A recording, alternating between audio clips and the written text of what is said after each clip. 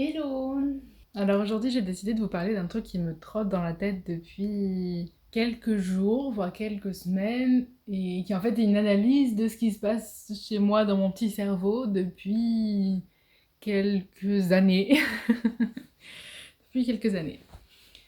Et c'est au sujet de la culpabilisation d'abord écologiste et puis ensuite militantiste en général. Militante militante en général. C'est pas une vidéo hyper positive, alors du coup, si tu t'as pas des super vibes en ce moment, tu veux voir autre chose, tiens, je te mets une vidéo ici qui a un peu des meilleures vibes, et voilà, je t'envoie là-bas. Alors qu'est-ce qui fait que je viens vous en parler maintenant?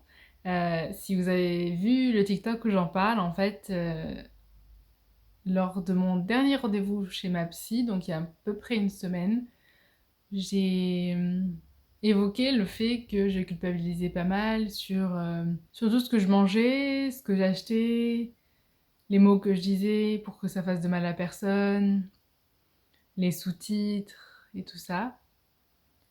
Et depuis qu'on en a parlé avec ma psy, je me suis posé pas mal de questions.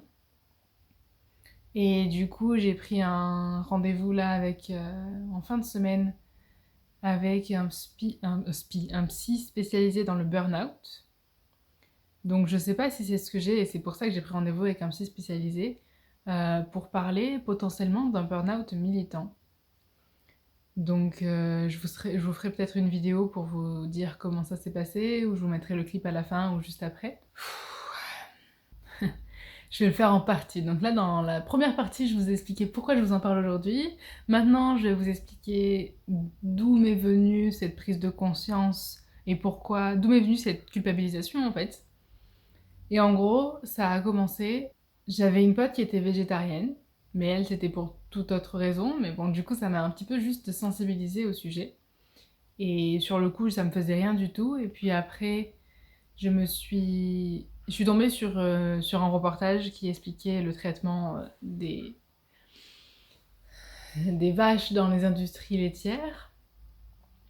Ce qui m'a totalement dégoûtée du lait, hein, évidemment. Parce que quand tu regardes vraiment comment ça se passe, bah, tu peux pas te dire que humainement tu continues à faire ça pour ton petit plaisir. Enfin, en tout cas, moi, je n'ai pas pu. Donc, en gros, ça a commencé par le traitement et le sort des animaux en général. Euh, Ça a d'abord commencé par l'industrie du lait, et puis après, ça s'est dérivé sur l'industrie de la viande en général. Et puis, sur l'industrie de la viande, je me suis renseignée aussi sur tout ce qui était cuir et laine et tout ça. Et en fait, je me suis rendu compte que le fait d'être végétarien et d'être vegan, avec mes recherches, c'était pas bon que pour les animaux, mais c'était aussi bon pour ma santé. Mais à la limite, ça, c'était pas le plus important, mais c'était surtout bon pour l'environnement. Parce que la quantité d'eau qu'il y a dans un steak, c'est pas la même que ce qu'il y a dans un steak de soja. La quantité de soja que la vache mange, bah, c'est pas la même que la quantité de soja que moi je vais manger. Enfin, les trucs en général viennent de l'autre bout du monde. Et, enfin bref, voilà.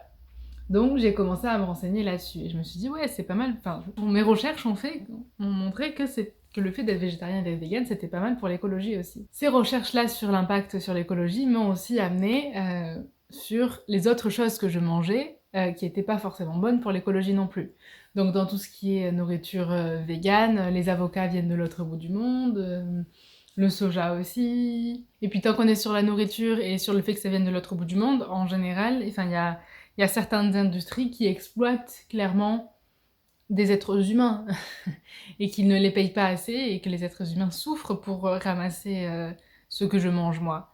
Et puis ensuite, en me renseignant là-dessus, je me suis rendu compte que les êtres humains ne souffraient pas que par ce que je mangeais moi, mais aussi par ce que j'achetais moi au niveau du textile, au niveau des vêtements, au niveau des meubles, au niveau de l'électronique. Et que tout ça, c'était pas forcément bon non plus écologiquement parlant. Et puis en fait, en me renseignant là-dessus, je me suis rendu compte que les personnes qui étaient exploitées, c'était pas que à l'autre bout du monde, il y en avait aussi chez nous, sous forme de sexisme, de racisme, de grossophobie, de validisme.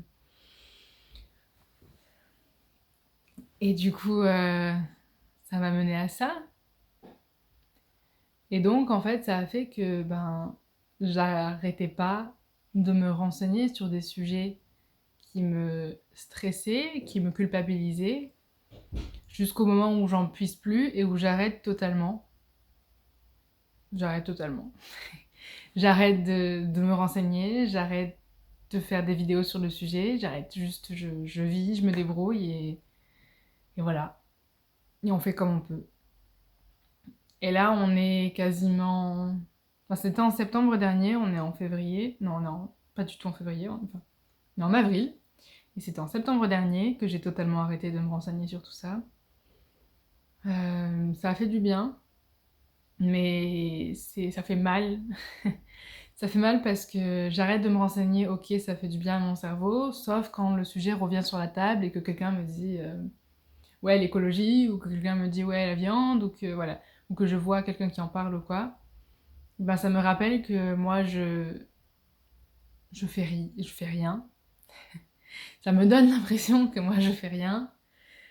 Et je me sens inutile et c'est la même sensation que je ressens enfin, exactement la même sensation que je ressens là, c'est la même que je ressentais au tout début de mes recherches. Sauf que là, je me protège en me renseignant pas. Et du coup, j'aimerais déjà voir si c'est pas une forme de burn-out militant. Et si ça n'a pas un lien avec ma dépression. J'ai pas trouvé de psy spécialisé dans le burn-out militant en cherchant sur internet. Et hier m'est venue l'idée de me renseigner, je sais même pas si ça existe, mais c'est juste un terme qui m'est venu hier, je voudrais que je fasse des recherches et tout, et voir si ça existe déjà, ou sinon de l'inventer, mais un genre de gentle activism, genre un militantisme doux qui me fasse pas culpabiliser et qui ait quand même un impact. Peut-être que c'est déjà ce que je fais, hein, mais j'ai pas l'impression d'avoir un impact aujourd'hui. J'ai un impact sur le moral des personnes. Ça, je le sais, parce que mes vidéos TikTok, vous êtes tellement adorables, et même mes vidéos YouTube, mais vous êtes tellement adorables à me laisser des commentaires en me disant que je vous ai aidé, que j'ai changé votre vision des choses. Donc je sais que j'ai un impact sur le moral des gens aujourd'hui. Mais j'ai l'impression que je me sens quand même inutile. Et j'aimerais arriver à accepter que j'ai le droit d'être là. Et j'ai le droit de faire des choses qui me plaisent et j'ai le droit de profiter. Mais j'arrive pas à l'accepter parce que à chaque fois que j'achète quelque chose, et ben j'ai en tête l'impact écologique et l'impact humain que ça a derrière. Et d'un autre côté, je suis pas prête à mettre le prix qu'il faut pour que ça exploite personne. Et je sais même pas s'il y a des trucs qui exploitent vraiment personne en soi, il y a toujours un impact derrière. Voilà, même faire cette vidéo-là, en soi, ça pollue. Donc voilà, je me sens un peu sans espoir sur toutes ces causes-là et sans... Je sais pas comment je peux changer les choses. Et j'ai l'impression qu'il y a un an exactement, je ressentais la même chose par rapport à l'annonce du premier confinement. J'ai fait une vidéo sur notre chaîne YouTube sur laquelle je disais que je me sentais inutile et que j'avais envie d'agir pour toutes ces personnes qui allaient se retrouver dans la crise du Covid et que j'avais envie de créer des jardins partagés et voilà. Et finalement, il n'y a pas eu de partie 2 parce que c'est un truc que j'ai oublié, que j'ai décidé de le mettre de côté pour me prioriser, on va dire. C'est frustrant de vouloir aider les autres et de ne pas savoir comment et de ne pas pouvoir. Ouais, j'aimerais bien accepter que j'ai le droit de profiter. Mais encore une fois, pourquoi est-ce que moi, le fait de profiter, le fait d'avoir une qualité de vie plus importante, ça fait que j'ai le droit d'exploiter des gens? Je suis pas d'accord. Voilà. C'est pas une vidéo très très heureuse, hein. Non, on va finir sur des notes positives. Comment on peut finir cette vidéo sur des notes positives? Faut dire un truc qui est que la vie vaut le coup d'être vécue pour de vrai. Que il y a des belles choses qui peuvent arriver et on va s'en sortir pour de vrai, j'y crois sincèrement. On a le droit de demander de l'aide et c'est ce que je fais. On a le droit de demander de l'aide. Et ça va aller. Ça va aller, on va s'en sortir, on va trouver un moyen que ça fonctionne pour nous. Et on peut garder espoir, les amis. Je vous envoie plein de love. Des bisous.